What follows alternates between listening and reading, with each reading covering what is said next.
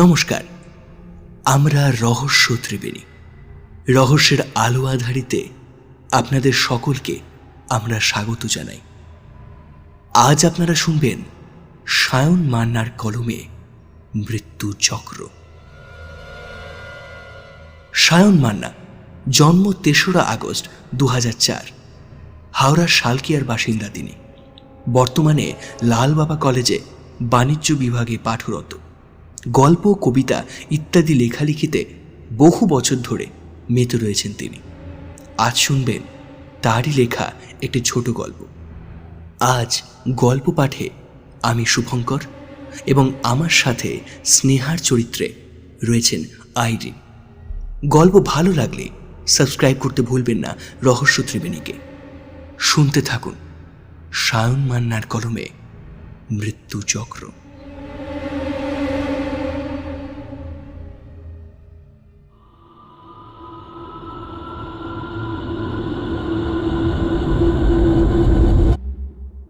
জোরালো এক ঝাঁকুনির শিকার হয়ে অচেতনতা কাটিয়ে যখন চোখ খুললাম, ভেজা জানলার অস্পষ্ট কাঁচে নিজের অপরিচিত প্রতিবিম্বের সাথে মুখোমুখি হলাম প্রথম। মুখে স্পষ্ট ক্লান্তির ছাপ, মাথার চুল এলোমেলো। হাত দিয়ে কাঁচ মুছে জানলার বাইরে তাকিয়ে দেখলাম বৃষ্টির ফোঁটাগুলো বর্ষার তীব্র ফলার মতো ভূমিষ্ঠ হচ্ছে চারিদিকে। জ্ঞান ফেরার ঠিক পরেই কয়েক মুহূর্তের জন্য আনমনে জানলার বাইরে তাকিয়ে থেকে বাইরের জগৎকে উপলব্ধি করার পর যা বুঝলাম তা আমি এই মুহূর্তে একটা দীর্ঘকায় বাসের মাঝামাঝি করে জানলার ধারে সিটে বসে রয়েছি। বৃষ্টির মধ্যেও তার বেগ বেশ দ্রুত। বিদ্রোহী আবহাওয়ার প্রাচীর ভেঙে ঠিক এগিয়ে চলেছে এই বিশাল যানবাহন তার গন্তব্যের উদ্দেশ্যে। অগোছালো চিন্তায় মগ্ন ছিলাম ঠিক তখনই নিজের কাঁধে কারণ নরম হাতের উপস্থিতি টের পেয়ে চোখ খুলে বাঁ দিকে তাকালাম। একজন মধ্যবয়সী অবর্ণনীয় সুন্দরী নারী আমার ঠিক পাশেই বসে চিন্তামগ্ন দৃষ্টিতে দেখছে আমায়। এই, ঠিক আছো তুমি? আমি তার উত্তরে কিছু বলি না। মেয়েটার মুখে জমেছে বিস্ময়। ভালো করে তার দিকে তাকিয়ে দেখলাম মেয়েটার মাথায় ঘন কালো চুলের সান্নিধ্য। সিঁথিতে রেঙে রয়েছে উজ্জ্বল লাল রঙা সিঁদুর। পরনে লাল সবুজ রঙের শাড়ি। হাতের কবজিতে ঝুলছে শাখা পলা। অবর্ণনীয় রূপদার। তার থেকে চোখ সরাতে না পারলেও আমি ঠিক মনে করতে পারলাম না আদতে সে কে। কি হলো? এরকম করে তাকিয়ে আছো কেন? শরীর খারাপ লাগছে? প্রথমবারের প্রশ্নের উত্তর না পেয়ে আবার জিজ্ঞেস করল সে। আমি আবার বললাম, আপনার পরিচয়? আমাকে আপনি চিনলেন কিভাবে? স্মৃতি লোপ পাওয়ায় প্রশ্নগুলো ধাঁধার মতো জটিল হয়ে উঠছে নিজের মধ্যেই। আমিও তা বুঝতে পারছিলাম। প্রশ্নটা কানে পৌঁছনোয় বেশ কিছুক্ষণ একেবারে উদ্বিগ্ন দৃষ্টিতে তাকিয়ে রইল মেয়েটা। তারপর তার দুই হাত আমার ফর্সা গালে রেখে আমার চোখে চোখ রেখে বলল, চিনতে পারছো না আমায় তুমি? আমি তোমার স্ত্রী স্নেহা। তুমি আমার আদিত্য। মনে পড়েছে এবার? কথা শেষ করে গাল ভরা হাসি নিয়ে আমার মাথায় একবার হাত দিয়ে বলল, ভালো ইয়ার্কিও করতে পারো বটে তুমি। অযথা বিব্রত হবেন তাই আমি আর কিছু বললাম না। উনি যখন বলছেন আমার স্ত্রী, তখন হয়তো সত্যিই বলছেন। না হলে এমন একজন শালীন ভদ্রমহিলা অন্য একজন অচেনাকে নিজের স্বামী বলে দাবি করতে যাবেন কেন? অল্প মুহূর্তের অবসানে নির্দিষ্ট একটা বাস স্টপে বাসটা এসে থামল। বেশ কিছু মানুষ তৎক্ষণাৎ নেমে পড়ল, আবার কিছু উঠে এলো সেই শূন্যস্থান পূরণের উদ্দেশ্যে। যাত্রার বিরতিতে স্নেহা আমার খুব কাছে সরে এসেছে। আমার কনুইয়ের মাঝে নিজের হাত জড়িয়ে কাঁধে মাথা রেখেছে। বেশ অপ্রস্তুত বোধ করলাম। কেউ নিজের সন্তানকে কোলে নিয়ে বসে আদর করছে, কেউ এক মনে বসে বই পড়ছে, আবার অন্যদিকে কেউ নিজের প্রিয় মানুষের কাঁধে হাত রেখে প্রেমে মগ্ন। প্রত্যেকেই নিজের মতো করে সুখী।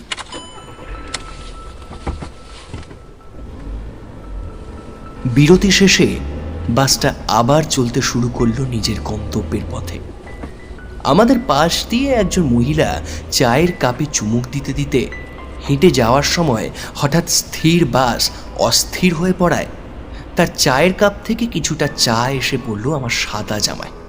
ওহ শিট! কিছুটা পড়েছে স্নেহার গালে। তাতে চোখ খুলে তাকালো আমার দিকে।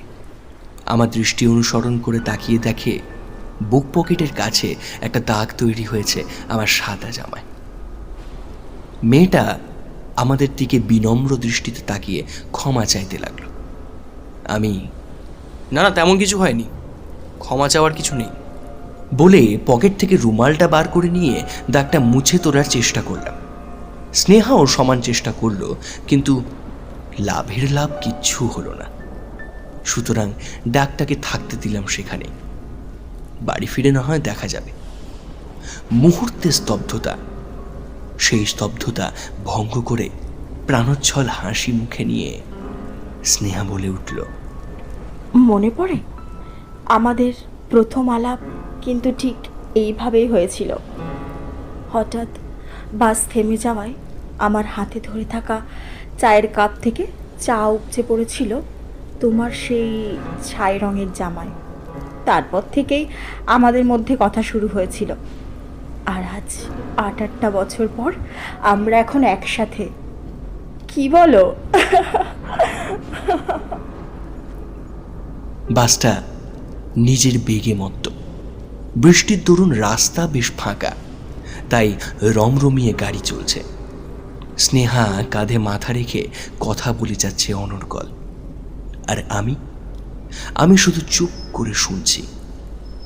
স্মৃতি লোপ পেয়েছে ঠিকই, তবে তা যতটা সম্ভব বুঝতে না দেবারই চেষ্টা করছি ক্রমশ।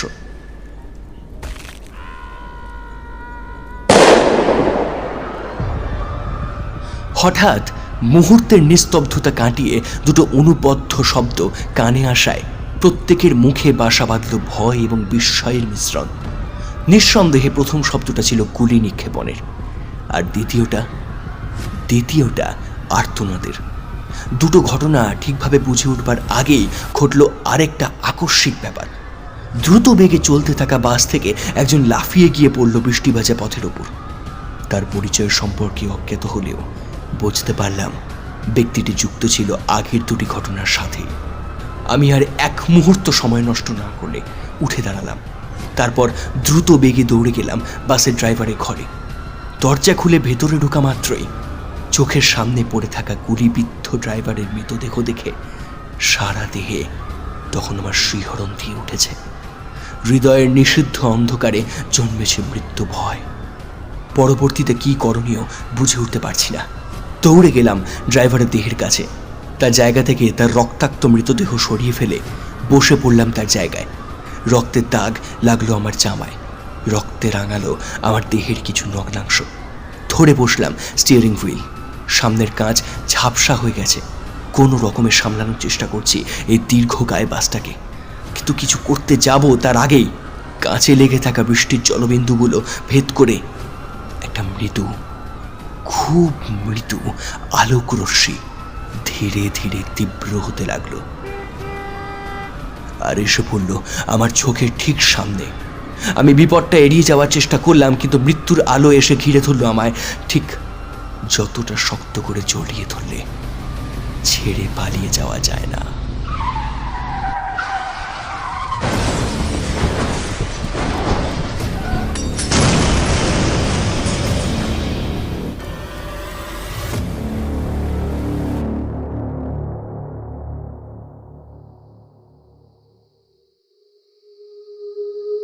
দেহে এক রাশ যন্ত্রণা নিয়ে যখন চোখ খুললাম, নিজেকে আবিষ্কার করলাম নিঝুম অন্ধকারের গভীরে। এ মুহূর্তে আমি কোথায়, কেন, বুঝে উঠতে পারলাম না। অগত্যা নিজের দেহ নিয়ে উঠে দাঁড়ানোর চেষ্টা করলাম, কিন্তু উঠে দাঁড়ানোর আগের মুহূর্তেই পায়ে একটা জোরালো টানে মুখ থুবড়ে পড়লাম। অস্বাভাবিক কাণ্ড। পড়লাম ঠিকই, কিন্তু কোনো ব্যথা অনুভব করতে পারলাম না। বুঝতে পারলাম আমার দেহ এখন ভূমিষ্ঠ হয়েছে। যত দূর চোখ যায় শুধুই অন্ধকারের রাজত্ব। পাশাপাশি কিছু যান্ত্রিক শব্দ কানে এলেও ঠিক বুঝতে পারলাম না আদতে কিসের শব্দ, আর তার উৎসই বা কোথায়। বুঝলাম নিজের দেহ পর্যন্ত লুকিয়ে আছে আমার দৃষ্টির অগোচরেই। নিজেকে সামলে নিয়ে উঠে বসলাম। চোখ দুটো একবার বন্ধ করলাম, কিন্তু তাতে কোনো লাভ হলো না। সময়ের অগ্রস্রোতে ঘটে যাওয়ার সমস্ত কথা মুহূর্তের মধ্যে চোখের সামনে ভেসে উঠে আবার অন্ধকারে গভীরে মিলিয়ে গেল। তার মাঝেই স্নেহার কথা মনে পড়ায়। বুকের ভেতরটা কেমন চিনচিন করে উঠল মৃদু যন্ত্রণায়। কিছুক্ষণ পর অন্ধকার ভগ্ন করে একটা সাদা আয়তকার আবরক সৃষ্টি হলো ঠিক চোখের সামনে। তারপর ওই আবরকের উপর ভেসে উঠল একটা মুখ, মানুষের মুখ। আমি বিহ্বল দৃষ্টিতে তাকিয়ে রইলাম তার দিকে। ঠিক আছো আদিত্য? নিজেকে সামলে নাও।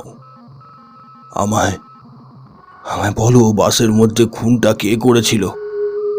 তার পরিচয় কি তুমি জানতে? শান্ত হও। এখন তোমার উপর অনেকের প্রাণ জড়িয়ে রয়েছে আদিত্য। সময় কমছে, আস্তে আস্তে সময় কমছে। ভালো করে চেয়ে দেখলাম। লোকটার বেশ বয়স হয়েছে। বৃদ্ধ বললে তাকে ভুল বলা হবে না। তার চোখের চাহনিতে যেন লুকিয়ে আছে বহু জ্ঞানের প্রাচীর। বয়সের ছাপ স্পষ্ট তার গাম্ভীর্যে। আমি জিজ্ঞেস করলাম, আপনি আপনি কে বলুন তো? আর আপনি কি করে জানলেন এই বাস দুর্ঘটনার কথা? আমি তো কিছুই বুঝে উঠতে পারছি না। কি হচ্ছে আমার সাথে? কিছুক্ষণ আগে ছিলাম বাসে, এখন এখন এখানে কিভাবে এলাম? কিছুই বুঝে উঠতে পারছি না। আমার দয়া করে কিছু বলুন। আমার কথা শুনে বেশ কিছুক্ষণ চুপ করে রইল বৃদ্ধ লোকটা। আমিও নেহাত কিছু বলিনি আর। আমাদের দুজনেরই মুখে অভিব্যক্তি ছিল অনুপস্থিত। তারপর হঠাৎ করেই তার মুখে ঝলসে উঠল অপ্রত্যাশিত হাসির রেখা। বেশ, আমি সুকোমল বিশ্বাস, বিজ্ঞানের একজন প্রকৃত সাধকও বলতে পারো আমায়। আমি বেশ কিছু বছর ধরে এমন একটা যন্ত্রের সৃষ্টি চেষ্টায় আছি যা বাঁচাতে পারবে অসংখ্য নির্দোষ মানুষের প্রাণ। তার জন্য তোমার সাহায্য একান্ত প্রয়োজন আদিত্য। তাই তুমি এখন এখানে। এত দূর বলে থামলেন তিনি। গভীর এক দীর্ঘশ্বাসে গাম্ভীর্য এনে আবার বলতে শুরু করলেন, দুর্ভাগ্যবশত আমি তোমার হাতে আর দুটো মাত্র সুযোগ দিতে পারবো। এর মধ্যেই তোমাকে প্রথমত বাসের মধ্যে থাকার সবাইকে বাঁচাতে হবে। আর দ্বিতীয়ত খুনির পরিচয়টা আমাকে জানাতে হবে আদিত্য। বলে কাঠের চেয়ারে হেলান দিয়ে বসল বৃদ্ধ লোকটা। আর এদিকে আমার ভিতরে প্রশ্নের জোটগুলো জটিল থেকে আরো জটিলতর হতে শুরু করেছে। একসাথে এত প্রশ্ন, এত আশঙ্কা জমেছে, কোনটা ছেড়ে কোনটার উত্তর জানতে চাইবো বুঝে উঠতে পারছি না। আচ্ছা, আমাকে একটু বলতে পারেন আমার নাম কি? আমি আমি এখানে কখন কিভাবে এলাম? একটু দয়া করে জানান আমায়। কিছুই মনে পড়ছে না আমার, কিছুই। একবার সামনে তাকালাম। তার মুখের অভিব্যক্তি বেশ প্রত্যাশিত। সে জানতো তাকে আমার এই প্রশ্নগুলোর সম্মুখীন হতে হবেই, কারণ এই প্রশ্নের উত্তরগুলো জানার অধিকার আমার রয়েছে। স্থির দৃষ্টিতে আমার দিকে একবার তাকিয়ে তিনি বললেন, তোমার নামটা কি মনে পড়ছে? উত্তর আমার কাছে প্রস্তুত ছিল। আমি সময় না দিয়ে বললাম, সত্যি বলতে আমি জানি না এই মুহূর্তে আমার প্রকৃত পরিচয় কি। কিন্তু বাসে আমার পাশে বসে থাকা মেয়েটা, ও ভেবেছিল আমি আমার স্বামী। আমার নাম বোধহয় আদিত্য বলেছিল, যদিও জানি না কতটা সত্যি। ঠিকই বলেছে। তোমার স্ত্রী স্নেহা, আর তুমি আদিত্য সেন। তোমার বয়স 25। বড় একটা কোম্পানিতে তুমি এখন কর্মরত। তার উত্তরে বেশ অবাক হলাম, কিন্তু তার পাশাপাশি আরো কিছু চিন্তা এসে জুড়ে বসলো আমার মাথায়। সেগুলো ঘিরেই কপালে ভাঁজ পড়েছে আমার। আপনি আমার স্ত্রীর নাম জানলেন কিভাবে? আর কেমন আছে স্নেহা এখন? আমি যখন বাসটা সামলানোর চেষ্টায় ছিলাম, তখনই একটা উজ্জ্বল কিছু এগিয়ে এসে ধাক্কা মেরেছিল। তারপর আর কিছু মনে নেই আমার। ঠিক তারপরেই যখন চোখ খুললাম, নিজেকে খুঁজে পেলাম এখানে এই গহীন অন্ধকারে। স্যার, এখানকার অন্ধকার যেন আমায় অন্ধ করে দিয়েছে। কিছুই বুঝতে পারছি না কি হচ্ছে। প্লিজ জানান আমায়, আপনাকে অনুরোধ করছি। চোখের কোণায় জুড়ে বসেছে জলবিন্দু। এই অশ্রু ঠিক দুঃখের না, বরং নিজের পরিচয়হীন ব্যক্তিত্বের। বৃদ্ধ বিজ্ঞানী নিঃশব্দে আমার দিকে তাকিয়ে রইলেন। সেই কিছু সময়ের জন্য অনুজ্জ্বল এক নিঃসঙ্গতা জড়িয়ে ধরল আমায়। তোমার সব প্রশ্নের উত্তর আমি দেব আদিত্য। তুমি একবার শুধু লোকটার পরিকল্পনা ব্যর্থ করে এসো, নয়তো অন্তত লোকটার পরিচয় জেনে এসো। কথা দিলাম, তোমার থেকে আর কোনো কিছু লুকাবো না। এই লুকোচুরি এখানেই শেষ করব। কেন জানি না, তার কথা ফেলতে পারলাম না। রাজি হলাম। আমার সম্মতিতে খুশি হয়ে সে একবার জিজ্ঞেস করলো আমি প্রস্তুত কিনা। আমি হ্যাঁ বলায় আমার উত্তর শুনে মাথা নিচু করে কি যেন করতে লাগলো। দূর থেকে দেখে মনে হলো যেন কিবোর্ডের বোতামগুলো প্রয়োজন অনুযায়ী ব্যবহার করে কিছু একটা লিখছে, কারণ শব্দটা আমার ভীষণ পরিচিত। লেখা শেষে একবার নিজের মাথা পিছনে ঘুরিয়ে নিয়ে আমার দিকে তাকিয়ে বলেই শেষ একটা বোতাম টিপল। ঠিক তার পরের মুহূর্তে ওই উজ্জ্বল আবরকের উজ্জ্বলতায় নিচের দিকে তাকাতেই দেখলাম আমার দেহ নিচ থেকে ধীরে ধীরে কর্পূরের মতো উবে যেতে শুরু করেছে। তারপর আর কিছু মনে নেই আমার।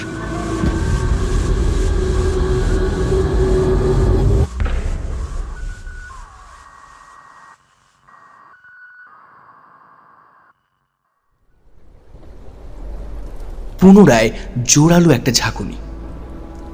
যখন চোখ খুললাম, নিজেকে আবার আবিষ্কার করলাম সেই বাসের ভিতরে। এবারে আর অপরিচিত লাগছে না ততটা, নিজের প্রতিবিম্বকেও ভয় করছে না। কিন্তু আমার চোখের তলায় বিষাদের চিহ্ন আর মুখ জুড়ে ক্লান্তির স্পষ্ট দাগ পড়েছে, ঠিক আগের বারের মতোই। বাঁ হাত দিয়ে ধোঁয়াশা জমা জানলার কাঁচ মুছে বাইরে তাকাতেই চোখে পড়ল মুষলধারা বর্ষার নৃত্য। তেমন কোনো গাড়ি নেই রাস্তায়, নিঃসন্দেহে বলা যায় ফাঁকাই আছে রাস্তা। ফুটপাতের আনাচে কানাচে বেড়ে উঠেছে ফুলের সারি, তারা বেশ আহ্লাদিত আজ বর্ষার নাগাল পেয়ে। এই বৃষ্টির মধ্যেই দ্রুত বেগে বাস এগিয়ে চলেছে নিজের গন্তব্যের পথে। আমার সাথে বেশ কিছুক্ষণ প্রেমালাপের পর ক্লান্ত হয়ে আমার কাঁধে মাথা রেখে এখন ঘুমোচ্ছে স্নেহা। কি মিষ্টি লাগছে মেয়েটাকে, কিন্তু এবার আমাকে কাজ শুরু করতে হবে। এতগুলো প্রাণ এখন আমার সাথে জর্জরিত। বাড়ি যদি ফিরতে পারি তাহলে বাকি ভালোবাসা বাড়ি ফিরেই না হয় হবে। তবে একটা জিনিস স্পষ্ট, আমি যেভাবে পরিস্থিতি সামলানোর চেষ্টা করছি ঠিক সেভাবেই আমার বাহ্যিক পরিস্থিতি যেন প্রতিনিয়ত বদলাচ্ছে। স্নেহার মাথা সযত্নে নিজের কাঁধ থেকে নামিয়ে সে যেখানে বসেছিল সেখানে হেলান দিয়ে শুইয়ে রেখে নিজের জায়গা থেকে উঠে দাঁড়ালাম। একবার মাথা ঘুরিয়ে দেখে নিলাম চারিদিকটা। বেশিরভাগ মানুষই এই শীতল মনোরম আবহাওয়ার স্পর্শ পেয়ে ঘুমের রাজ্যে হারিয়ে গেছে। বাকি যারা জেগে রয়েছে তাদের মধ্যে কেউ নিজের প্রিয় মানুষের সাথে সময় কাটাচ্ছে, কেউ এক মনে ফোনে মুখ গুঁজে ফোন ঘাঁটছে, আবার কেউ নিজের সন্তানের সাথে ব্যস্ত। প্রত্যেকেই বেশ স্বাচ্ছন্দ্যে নিজের সময় কাটাচ্ছে। অতঃপর সন্দেহজনক কাউকে দেখতে পেলাম না। বসতে ভালো লাগছিল না, তাই নিজের জায়গা থেকে হেঁটে বেরিয়ে বাইরে এলাম। এসে দাঁড়ালাম বন্ধ দরজার সামনে। আরো কিছু দূর এগিয়ে গিয়ে বাস স্টপে থামল গাড়িটা।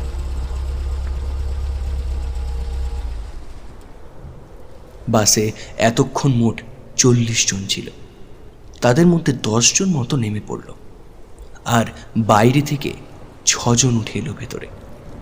টিকিট দেখে বসলো যে যার নিজের জায়গায়। আমিও একটু বাস স্টপে নেমে পড়লাম সেই ফাঁকে। একটু এদিক ওদিক হেঁটে জড়তা কাটিয়ে আবার উঠে পড়লাম বাসের ভেতর।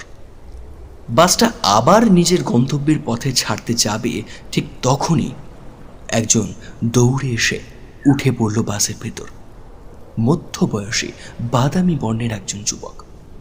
বৃষ্টিতে ভিজে গেছে তার পোশাক, মুখের গরম বেশ সুশ্রী, দেহে লাল রঙের ভাঁজ পড়া জামা আর নিচের অংশে কালো রঙের জিন্সের প্যান্ট, কপাল ঢাকা সাদা কাপড়ের ব্যান্ডেজে। আমি প্রথমে তেমন গুরুত্ব না দিয়ে নিজের জায়গায় ফিরে আসতে শুরু করলাম, কিন্তু আসার সময় সামনে লাগিয়ে রাখা একটা আয়নার কাঁচে চোখ যেতে না যেতেই দম বন্ধ করা আতঙ্কে থেমে দাঁড়িয়ে বললাম আমি। সেই লাল জামা পরা লোকটা দরজা খুলে ঢুকছে ড্রাইভারের ঘরে। আমি আর এক মুহূর্ত সময় নষ্ট না করে পিছনে ফিরে দৌড়ে গিয়ে বন্ধ করে দেওয়া দরজায় লাথি মারলাম গায়ের সমস্ত জোর দিয়ে। দরজা বন্ধ ছিল না, ভেজানো থাকায় এক লাথিতে তা খুলে গেল। শব্দ হলো নিক্ষিপ্ত গুলির। আমি ভেতরে ঢুকে তাকিয়ে দেখি সামনের কাঁচে গোলাকার ক্ষুদ্র ছিদ্র সৃষ্টি হয়েছে, আর তার পাশ জুড়ে ধরেছে গাছের শিকড়ের মতো ভাঙন। বাসের চালক আমায় দেখে আশ্বস্ত হয়ে মৃত্যু ভয়ের সঙ্গে করে বাসটাকে নিয়ে এগিয়ে চলেছে, আর ঠিক অন্যদিকে ক্ষিপ্র দৃষ্টিতে লোকটা আমার দিকে তাকিয়ে। আমার লাথিতে দরজায় ধাক্কা খেয়ে ছিটকে গেছে তার বন্দুক। শিকারীর ন্যায় দুই চোখে জ্বলে উঠেছে শিকারের লোভ। লোকটা আর এক মুহূর্ত সময় নষ্ট না করে নিচে পড়ে যাওয়া রিভলভার কুড়িয়ে নিয়ে ক্ষুধিত পাষাণের মতো এগিয়ে এসে রিভলভারের হাতল দিয়ে আঘাত করলো আমার মাথায়।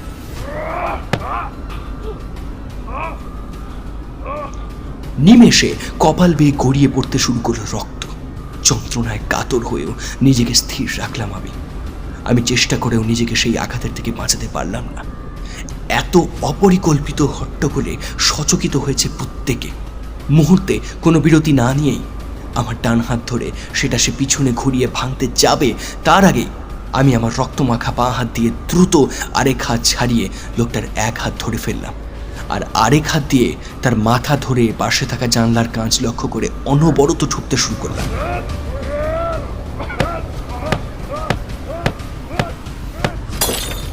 সেই মুহূর্তে মৃত্যু ভয় আমায় বানিয়েছিল হিংস্র।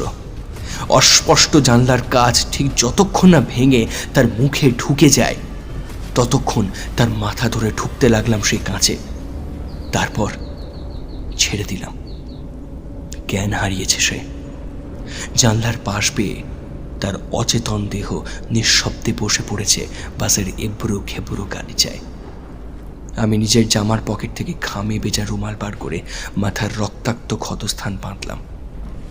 তারপর লোকটার প্যান্টের পকেটগুলো হাতড়ে তার মানিব্যাগ খুঁজে বার করলাম। ওটা থেকে ওর আইডি বার করে নিয়ে আবার যেখান থেকে মানিব্যাগটা নিয়েছিলাম সেখানেই রেখে দিলাম। আইডি বার করে সেটা নিজের জায়গায় নিয়ে ফিরে আসতে লাগলাম। আমায় দেখে বেশ বিস্মিত হয়েছে প্রত্যেকেই। দরজার কাছে এসে দাঁড়িয়েছি ঠিক এমন সময় সামনে থেকে একটা আর্ত চিৎকার আমার কানে এলো। তাকিয়ে দেখি স্নেহা ঘুম থেকে উঠে গেছে। নিজের জায়গা থেকে উঠে দাঁড়িয়ে কিছু একটা ইঙ্গিত করে আমায় বোঝানোর চেষ্টা করছে। আমি তার হাতের দিকে অনুসরণ করে পিছনে ঘুরে তাকাতেই দেখি আহত লোকটা ওই অবস্থায় নিজের রিভলভার তাক করেছে আমার দিকে। হাতের তর্জনে স্থির, বন্দুকের ট্রিগারে একেবারে তৈরি। মৃত্যু নিশ্চিত জেনেও আমি তার নজর এড়ানোর চেষ্টা করলাম, আর ঠিক তখনই সে গুলি চালিয়ে দিল। নিক্ষিপ্ত গুলি আমার কান ঘেঁষে বেরিয়ে গিয়ে আঘাত করেছে আমার পিছনে উপস্থিত কাউকে। তার প্রমাণ পেলাম একটা মৃত চিৎকারে। পিছনে ঘুরে তাকাতেই পায়ের নিচ থেকে মাটি সরে যাওয়ার উপক্রম হলো। রিভলভার থেকে নিক্ষিপ্ত গুলি গিয়ে ভেদ করেছে স্নেহার গলায়। ক্ষতস্থান বেয়ে গড়িয়ে পড়তে শুরু করেছে রক্তের অনর্গল ধারা। চারপাশটা খোলা লাগতে শুরু করেছিল ততক্ষণে। তখনই আরেকটা গুলির শব্দ এলো কানে। নিচে তাকিয়ে দেখলাম জামা ভিজতে শুরু করেছে লাল রঙে। রক্ত, আমার রক্ত। প্রথমটা কিছু ঠাউর করতে না পারলেও আস্তে আস্তে কাঁধের কাছে শুরু হলো অবর্ণনীয় তীব্র যন্ত্রণা। যন্ত্রণা উপেক্ষা করে পিছনে ঘুরতে না ঘুরতেই আরেকটা গুলি এসে বিঁধল আমার বুকের ঠিক মাঝামাঝি। নিজেকে সামলাতে না পেরে আমার দেহ আমার সম্মতি ছাড়াই গড়িয়ে পড়ল সেই চলন্ত বাস থেকে। বৃষ্টি ভেজা রাস্তার মাঝে বুকের ওপর ভর করে শুয়ে আমি। আমার পাশ বেয়ে ছড়িয়ে রয়েছে আমারই রক্তের স্রোত। মৃত্যু যন্ত্রণায় চোখ বেয়ে গড়িয়ে জল মিশে যাচ্ছে বৃষ্টির ফোঁটার সাথে। আমি আরেকটু কষ্ট সহ্য করে মুখ তুলে তাকালাম চলন্ত বাসটার দিকে। তাকাতেই স্নেহার কথা মনে পড়ায় কষ্টে বুক ফেটে পড়তে শুরু করলো। একভাবে তাকিয়েছিলাম বাসটার দিকে, ঠিক তখনই কিছুটা দূরে গিয়ে দুর্ঘটনার শিকার হয়ে চোখের সামনে উল্টে পড়ল বাসটা বৃষ্টি ভেজা রাস্তার ঠিক খেলনা গাড়ির মতো। আর তারপরেই বিশাল আলোড়ন সৃষ্টি করে ফেটে পড়ল বাসটা।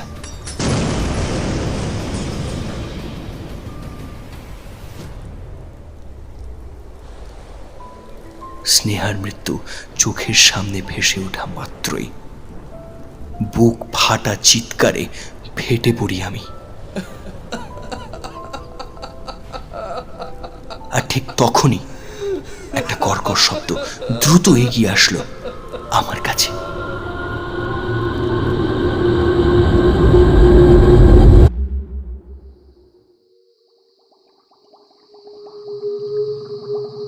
বুকের মাঝে ছুঁচলো ছুরির ফলা বিঁধে থাকার মতো যন্ত্রণা নিয়ে যখন চোখ খুললাম, সেই সাময়িক আলোকিত অন্ধকারে নিজেকে পুনরায় খুঁজে পেলাম বৃদ্ধ বিজ্ঞানীর সামনে। তার মানে এইবারেও নিজের প্রাণ বাঁচাতে পারিনি, স্নেহাকে বাঁচাতে পারিনি, কাউকেই বাঁচাতে পারিনি। মনে পড়ে গেল কিছুক্ষণ আগে ঘটে যাওয়া সমস্ত ঘটনা। মনে পড়ে গেল স্নেহার রক্তাক্ত দেহ। নিজেকে আর সামলাতে না পেরে বসে পড়লাম আমি। তার মৃত্যু শোক আমার যন্ত্রণার আঁচ ক্রমশ বাড়িয়ে চলেছে। সত্যি মিথ্যে মিশে হয়ে গেছে একাকার। আমি নির্বাক। আদিত্য ঠিক আছো তুমি? আমি প্রথম কিছুক্ষণ উত্তরে কিছু বললাম না, কিন্তু তারপর কি যেন মনে হয় না বলে থামলাম। এক মুহূর্তের বিরতি নিয়ে কাঁপা কাঁপা গলায় বললাম, স্যার, আমি বাঁচাতে পারলাম না আমার স্নেহাকে, পারলাম না। মানছি আমার স্মৃতি লোপ পেয়েছে, কিন্তু স্যার আমার মন বলছে আমি খুব খুব ভালোবাসি ওকে, হয়তো নিজের থেকেও বেশি। মস্তিষ্ক সব ভুলে যেতে পারে, কিন্তু হৃদয় ঠিক মনে রেখে দেয় অনুভূতিগুলো। স্যার, কি করব এখন আমি? নিজেকে সামলে নিয়ে উঠে দাঁড়িয়েছি আমি। ভেজা দু চোখ এখন দৃঢ় প্রতিজ্ঞাবদ্ধ। আমি জানি না কোনটা সত্যি আর কোনটা মিথ্যে, কিন্তু স্যারের কথা অনুযায়ী আমার হাতে শেষ একটা সুযোগ রয়েছে। এবারে আমি বাঁচিয়ে আনবই আমার স্নেহাকে, যাই হয়ে যাক না কেন। যে আমার জন্য বেঁচে আছে তাকেও বাঁচানোর দায়িত্ব আমারই। এই অপরিচিত অন্ধকারে আমার চোখের কুঠুরিতে জ্বলছে প্রতিশোধের দাবানল। রয়েছি শুধু সুযোগের অপেক্ষায়। তারপরে স্বীকার করব শিকারীকে। ক্ষমা করবেন, কিন্তু ব্যর্থ হয়েও হইনি স্যার। যা যা জানতে পেরেছি আপনাকে জানাচ্ছি সবটা। লোকটার নাম পল্লব শিকদার, জন্ম বীরভূমে। লোকটা মাথায় জড়ানো ছিল সাদা কাপড়ের ব্যান্ডেজ, আর চোখে ছিল পুরু লেন্সের চশমা। দু হাতে কবজির কাছে ছিল দুটো গোলাকার কালশিটে দাগ। আর হ্যাঁ, আপনি জানেন হয়তো, তার কাছে ছিল একটা জীর্ণ রিভলভার। এছাড়া আর তেমন কোনো গুরুত্বপূর্ণ কিছু লক্ষ্য করিনি। এবার যদি জানতে চান আমার কি মনে হয় লোকটার বিষয়ে, তাহলে বলবো লোকটা বোধহয় জেল ছুট আসামি। অবশ্য আমি এ বিষয়ে শিওর না এখন অবধি। তুমি জানলে কিভাবে যে আমি জানতাম তার কাছে বন্দুক ছিল? যদি না জানতেন তাহলে লোকটাকে শুরুতে খুনি বলে পরিচয় দিতেন কি? অসাধারণ আদিত্য, তোমার পর্যবেক্ষণ শক্তি এত ধারালো তা দেখে বেশ মুগ্ধ হয়েছি। তুমি ঠিকই ধরেছ। আসলে পল্লব একজন জেল ছুট আসামি। ও আসলে একজন সন্ত্রাসী। ওর লক্ষ্য ছিল এ রাজ্যের মুখ্যমন্ত্রী। তাকে জনসমক্ষে গুলি করতে গিয়ে ব্যর্থ হয়ে ধরা পড়েছিল পুলিশের হাতে। কিন্তু আজ থেকে ঠিক 2 মাস আগে, মানে জুন মাসের 13 তারিখে পল্লব জেল থেকে পালায়। তারপর থেকে পুলিশ তার নাগাল পায়নি, তবুও সে এখনো পর্যন্ত 100 নির্দোষ মানুষের প্রাণ নিয়েছে। তাহলে ভাবো ঠিক কতটা নির্মম। ওকে যদি আটকাতে না পারি, আমরা তাহলে আরো কত নিরীহ প্রাণের চিতা জ্বলবে তা কেউ কল্পনা করতে পারবে না। ওর মতো একজন দক্ষ শিকারীর শিকার করতে হলে প্রয়োজন তুখর বুদ্ধির, যা তোমার আছে আদিত্য। আমার তোমাকে ওর বিষয়ে আগেই জানানো উচিত ছিল, তাহলে তোমার লক্ষ্য পরিষ্কার থাকতো। যাই হোক, শেষ একটা সুযোগ আছে, শয়তানের শেষ এখন তোমার হাতেই আদিত্য। কিন্তু তার আগে আমার সবটা জানান স্যার। কিভাবে আমি এখানে এলাম? কিভাবে একই দৃশ্যে বারবার আমায় ফেরাতে পারছেন? আপনি আমায় চিনলেন কিভাবে? কিভাবে আমরা সব ঠিক করতে পারবো? আরো অনেক প্রশ্ন মাথায় মিশে জট পাকিয়ে যাচ্ছে স্যার। সত্যি মিথ্যের মায়াজাল গ্রাস করছে আমায়। সবটা এবার পরিষ্কার করে বলুন প্লিজ। সবটাই জানাবো আদিত্য, সবটাই জানাবো। তোমার মনে জমতে থাকা সমস্ত প্রশ্নের উত্তর দেওয়ার চেষ্টা করব আমি। জানো, বিজ্ঞানের জন্যই মানুষের কুসংস্কারের অন্ধকার থেকে বেরিয়ে এসে অগ্রগতির মুখ দেখতে পেরেছে। না হলে দেখতে গোটা একটা প্রজন্ম শুরুতেই শেষ হয়ে যেত। আমি সেই ছোট থেকেই বিজ্ঞানের অনুরাগী। আমি সব সময় প্রত্যেকটা বিষয়ের সমাধান যুক্তির ভিত্তিতে করে এসেছি, আবেগের ভিত্তিতে নয়। ছোটবেলা থেকে আমার একটাই লক্ষ্য ছিল, একদিন এমন কিছু সৃষ্টি করব যা একদিন বাঁচাতে পারবে অনেক নিরীহ প্রাণ, কাটাতে পারবে যে কোনো রকমের বিপদ। কিন্তু তা তৈরি করতেই সময় লেগে গেছে 20 বছর। হ্যাঁ আদিত্য, 20 বছর। মাঝে হারিয়েছি অনেক কিছু, পেয়েছিও অনেক। দীর্ঘ 20 বছরের অনবরত চেষ্টার পর জন্ম দিতে পেরেছি আমার প্রথম আবিষ্কার। কি নাম রেখেছি শুনবে? নাম রেখেছি কর্টেক্স এক্সিভেটার। এবার আসি আমার এই আবিষ্কারের কিছু গুরুত্বপূর্ণ বিষয়। আমাদের মস্তিষ্কের একটা গুরুত্বপূর্ণ অংশ হলো সেরেব্রাল কর্টেক্স। এর কাজ সাধারণত আমাদের প্রাত্যহিক জীবনের সমস্ত কিছু সঞ্চয় করে রাখা আর পর্যবেক্ষণ করা। আমাদের চিন্তা শক্তিকেও সৃজনশীল করে তোলে। আমাদের অজান্তেই পর্যবেক্ষণ করে চলে আমাদের বাইরের পৃথিবী। এবার আসি এই যন্ত্রের কাজে। একটু জটিল লাগতে পারে, তাই ভালো করে শুনবে। আমার এই যন্ত্র প্রথমত মানব মস্তিষ্কের সেরেব্রাল কর্টেক্সকে নিয়ন্ত্রণে আনে।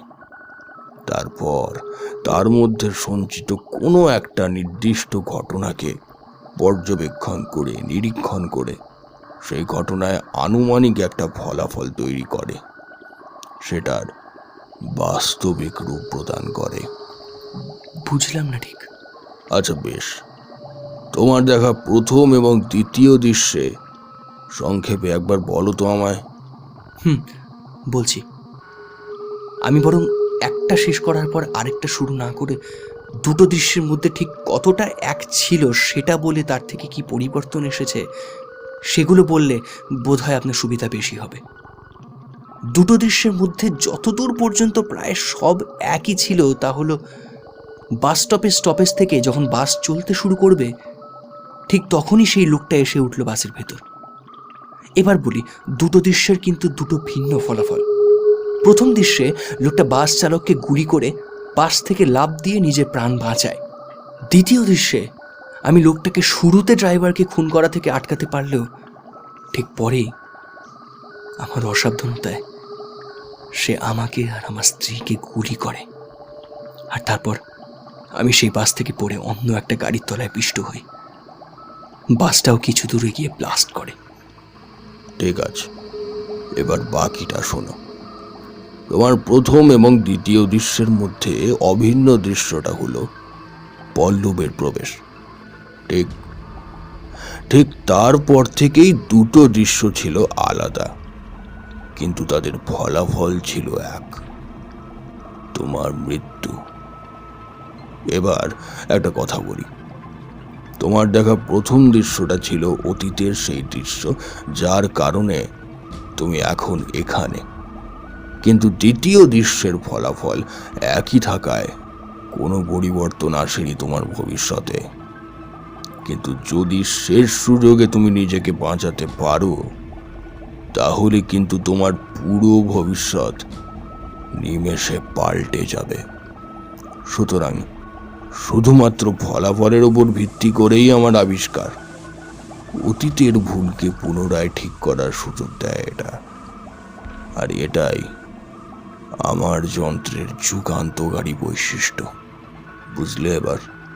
হ্যাঁ, বুঝলাম, কিন্তু একটা কথা বললেন তো আমায়। আপনি বললেন প্রথম দৃশ্যটা অতীতের দৃশ্য, তার মানে সেটা বাস্তবে ঘটেছে, যেখানে দ্বিতীয়টা শুধুমাত্র একটা অনুমান, তাই না? একদমই তাই। প্রথম দুর্ঘটনার জন্যই তুমি আজ এখানে। মানে ভালো করে বলুন একবার পুরো ব্যাপারটা। বেশ, দেখো, যা যা বলবো বিশ্বাস নাও হতে পারে, কিন্তু কোনো কথাই আমার কাল্পনিক নয়, তাই ভরসা রেখো আমার উপর। আমি আমার আবিষ্কারের পরীক্ষা করব বলে সেদিন একটা হাসপাতালে যাচ্ছিলাম একটা সদ্য মৃতদেহ সংগ্রহ করতে। কারণ একটা মানুষের মৃত্যুর পর তার মস্তিষ্ক শেষ কিছু ঘন্টার জন্য সজাগ থাকে, তাই তখন মানব মস্তিষ্ককে সংরক্ষণ করা সম্ভব। যাওয়ার পথেই চোখে পড়ে দুটো বাস দুর্ঘটনার শিকার হয়ে পড়েছে বৃষ্টি ভেজা রাস্তার উপরে।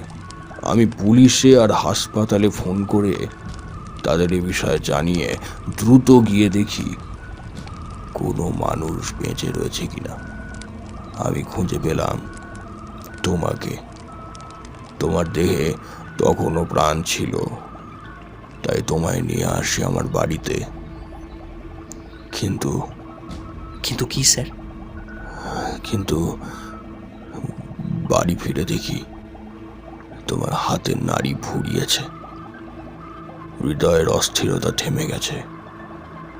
আমি কি করব বুঝতে পারছিলাম না ঠিক তখন মনে পড়ল আমার যন্ত্রের কথা। চোখ গেল তোমার নিস্তেজ দেহের দিকে। আর সময় নষ্ট করতে পারিনি। তোমার উপর আমার আবিষ্কারের পরীক্ষা করে দেখেছি 2 মাস ধরে। শেষমেশ আজ তোমার মস্তিষ্কের সাথে যোগাযোগ স্থাপন করতে পেরেছি। যদিও এই কারণেই তোমার স্মৃতি লোপ পেয়েছে, কিন্তু যদি তুমি তোমার অতীতের পরিবর্তন আনতে পারো, তাহলে স্মৃতির সাথে সাথে নিজের জীবনটাও ফেরত পাবে। কেন বলেছি তা নিশ্চয়ই বুঝতে পারছো। যদিও তোমার মুখ দেখতে পাচ্ছি না আমি, শুধু আমার কম্পিউটারের স্ক্রিনে ভেসে উঠছে তোমার কথাগুলো। তবে তোমার মুখ দেখতে না পেলেও কথাগুলোর পিছনে লুকিয়ে থাকা অনুভূতিগুলো বেশ স্পষ্ট আমার কাছে। তার মানে আমি বেঁচে নেই? স্নেহাও বেঁচে নেই? বলতে খারাপ লাগছে আদিত্য, কিন্তু না, তোমরা দুজনেই কেউ বেঁচে নেই। আর বেঁচে নেই তারাও যারা ওখানে উপস্থিত ছিল সেদিন। ওখানে থাকা প্রত্যেকের মৃত্যু ঘটেছে, কিন্তু কিন্তু ভেঙে পড়ার কিছুই নেই আদিত্য। তোমার হাতে এখনো একটা সুযোগ রয়েছে সফল। তোমাকে হতেই হবে এবার, না হলে আর শোক পালন করবারও সুযোগ পাবে না আদিত্য, সুযোগ পাবে না। কথা শেষ করে আবার কিবোর্ডে কি লিখতে লাগলো। বুঝলাম আমার অন্তিম পরীক্ষার প্রস্তুতি করছে। সেই ফাঁকে আমি বলতে শুরু করলাম, আমার স্নেহাকে আমি বাঁচাবই স্যার, আর নিজেকেও। কথা দিলাম যদি বেঁচে ফিরতে পারি আবার দেখা হবে কোনোদিন। ভালো থাকবেন স্যার।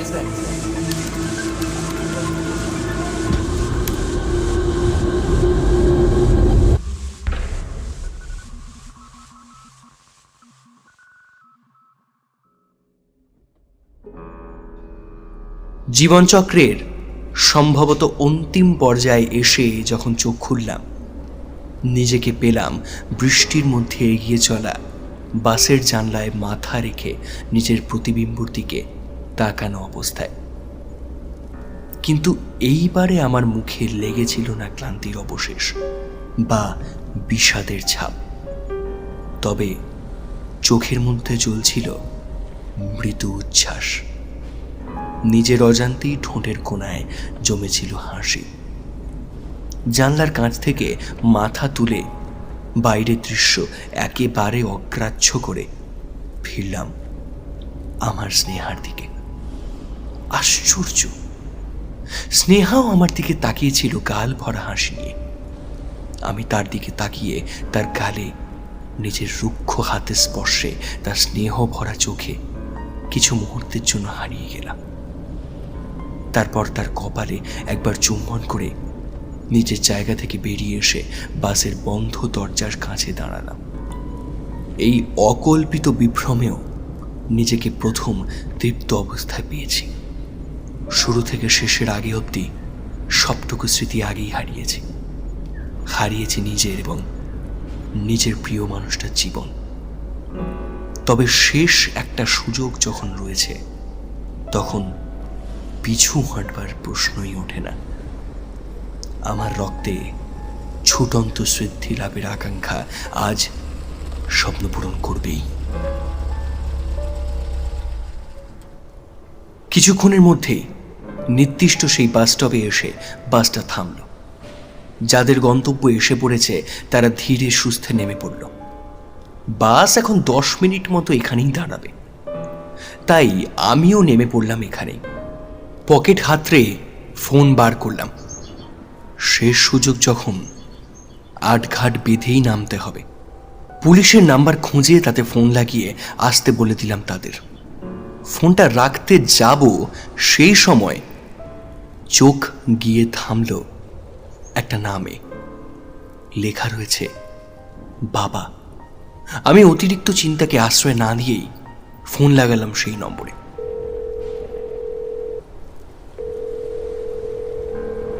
মুহূর্তের মধ্যেই ফোন ধরে যখন অপর প্রান্ত থেকে একটা বয়স্ক কণ্ঠের আভাস পেলাম, ঠিক তখনই মনের মধ্যে বেড়ে ওঠা ধাঁধাগুলোর উত্তর নিমেষে মিলিয়ে গেল।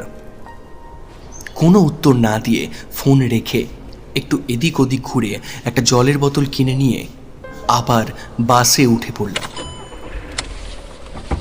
সময় অনুযায়ী বাস আবার ছেড়ে দিল।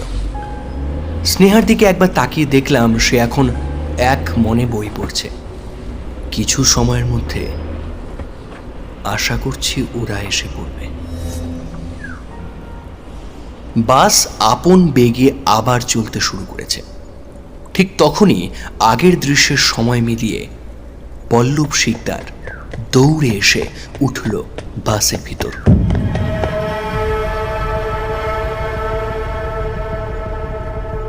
ভিজে যাওয়া শরীর নিয়ে একবার সমস্ত বাস যাত্রীর দিকে তাকিয়ে ড্রাইভারের ঘরের দিকে পা বাড়ালো। আমিও আর এক মুহূর্ত অপেক্ষা না করে উঠে পড়লাম নিজের জায়গা থেকে। স্নেহা কিছু জানতে চাওয়ার আগেই জায়গা ছেড়ে এসে পৌঁছেছি বন্ধ ড্রাইভারের ঘরের সামনে। মুহূর্তের অপেক্ষা না করে ঠিক আগের বারের মতনই সর্বশক্তি দিয়ে দরজায় লাথি মেরে ঘরে ঢুকলাম। আমি ঢুকতেই ঘোর ফিরল ড্রাইভারের, আর দুজনে একসাথে লক্ষ্য করলাম পল্লবকে। ড্রাইভারের ঠিক মাথার পিছনে বন্দুক দূরে দাঁড়িয়েও আমার হঠাৎ ঢুকে পড়ায় ও যথেষ্ট চমকে গেছে। বুঝলাম এই সুযোগ। দেরি না করে সেকেন্ডের ভগ্নাংশেই পল্লবের হাতটা ধরে নিয়ে ড্রাইভারকে স্টিয়ারিং হুইলটা বাঁ দিকে ঘোরাতে বললাম। কথা মতো এক টানে বাঁ দিকে ঘোরাতেই নিজেদের সামলাতে না পেরে আমাদের শরীর দুটো বাঁ দিকে ছিটকে পড়বে। ঠিক সেই সময় পল্লবের হাত ধরে হ্যাচকা টান মেরে ওকে আগে ফেলে ওর ওপর গিয়ে পড়লাম আমি। জানলার শক্ত কাঁচে এসে ধাক্কা খেল পল্লবের মাথা। ধাক্কায় চির খাওয়া জানলার কাঁচ বেয়ে গড়িয়ে পড়ল টাটকা রক্ত, পল্লবের রক্ত। সে নিজের বন্দুক হারিয়েছে। নিজেকে সামলে নিয়ে উঠে দাঁড়াতেই কোনো গাড়ির দ্রুত হর্ন বাজানোর শব্দ কানে এলো। টের পেলাম পুলিশের গাড়ি এসে পৌঁছেছে চলন্ত বাসের ঠিক পাশাপাশি। বাসের সাথে স্পিড মিলিয়ে ধাওয়া করে চলেছে ওটা আমাদের। বৃষ্টির কারণেই হয়তো বাসের ড্রাইভার টের পায়নি পুলিশের উপস্থিতি। এখন পল্লব প্রায় নিস্তেজ। এখন ওকে পুলিশের হাতে তুলে দেওয়া অনেক সহজ হবে। ড্রাইভারকে থামতে বলে জ্ঞানহীন পল্লবের দেহকে তুলে নিয়ে এগিয়ে এলাম বাসের দরজার সামনে। বাসের বেগ কমতে শুরু করেছে দ্রুত।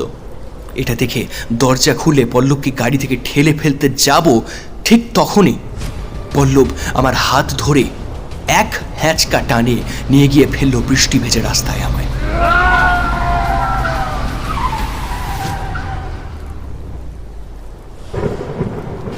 বাসের বেগ কম ছিল ঠিকই, কিন্তু একেবারে থেমে যায়নি। ওই গতিতে আচমকা এসে রাস্তায় পড়ায় বহু জায়গায় কেটে ঝরে গেল। অজস্র যন্ত্রণা নিয়ে পড়ে রইলাম রাস্তায়। কোনো জোরালো আঘাত লাগলো কি বুঝতে পারছি না। আমার ঠিক পাশেই পড়েছে ওই পল্লব, কিন্তু বাম পাশে তাকাতেই দেখলাম সেখানে কেউ নেই। চকিতে হুঁশ ফেললো আমার। তাহলে নিস্তেজ হওয়াটা ফাঁদ ছিল না তো? সামনে তাকাতেই স্থির হয়ে গেলাম আমি। আমার পায়ের সামনেই বড় একটা পাথর দু হাতে তুলে দাঁড়িয়ে আছে পল্লব। Police, police! ওরা এখনো ঠিক কত দূরে তার কোনো ধারণাই তখন আমার নেই। ডাকতে চাইলেও গলা থেকে যে স্বর বেরোবে না এ কথাও আমার জানা ছিল। ওর হাত দুটো আমাকে লক্ষ্য করে নেমে আসতে দেখে মৃত্যু নিশ্চিত বুঝে চোখ বুঝতেই তুমুল বৃষ্টির কলরব অগ্রাহ্য করে কানে এলো বিপুল ফায়ার করার একটা বিকট শব্দ।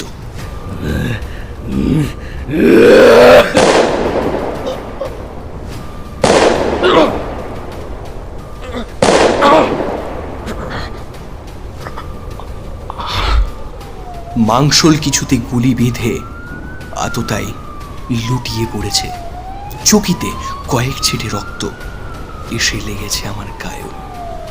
শিউরে উঠে চোখ খুলতেই দেখলাম পুলিশের গুলি খেয়ে কাটা গলা গাছের মতো লুটিয়ে পড়েছে পল্লব বৃষ্টি ভেজা রাস্তায়। তার ভবলীলা সেখানেই সাঙ্গ হয়ে গেল।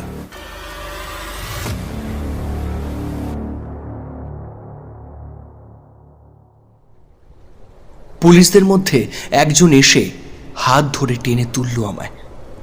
দাঁড়াতে না দাঁড়াতেই স্নেহা এসে আমায় জড়িয়ে ধরল। শরীর আর মনে এক রত্তি জোর নেই, কিন্তু বেশ ভালো লাগছে এখন। এই ছিল আমার শেষ সুযোগ। সময় থাকতে সবকিছু শেষ হওয়ার থেকে আটকাতে পেরেছি, এই অনেক। স্নেহাকে শান্ত হতে বলে পকেট হাতড়ে ফোন বার করে বাবার নম্বর খুঁজে নিয়ে একটা মেসেজ পাঠিয়ে স্নেহাকে শক্ত করে জড়িয়ে ধরলাম। আমি পেরেছি। ঘড়ির কাঁটা যখন 10-এর ঘরে পৌঁছেছে, স্নানঘর থেকে বেরিয়েছেন বৃদ্ধ বিজ্ঞানী সুকোমল বিশ্বাস। তখনই টেবিলের উপর রাখা ফোনে একটা মেসেজ আসার শব্দ হলো। ফোনের শব্দ কানে যাওয়ায় কাছে এসে বৃদ্ধ বিজ্ঞানী মেসেজটা পড়লেন। পড়া শেষ করে বেশ কিছুক্ষণ দাঁড়িয়ে রইলেন আহ্লাদ মেশানো বিস্ময়ে। কারণ মেসেজে লেখা ছিল, বাবা, আমি আদিত্য, খুব তাড়াতাড়ি আসছি তোমার কাছে। তোমার আদর থেকে অনেক দিন বঞ্চিত আমি। খুব তাড়াতাড়ি আসছি তোমার কাছে। আরেকটা কথা, তোমার আবিষ্কার বিফলে যাবে না বাবা। তোমার স্বপ্ন পূরণ হবেই। ভালো থেকো।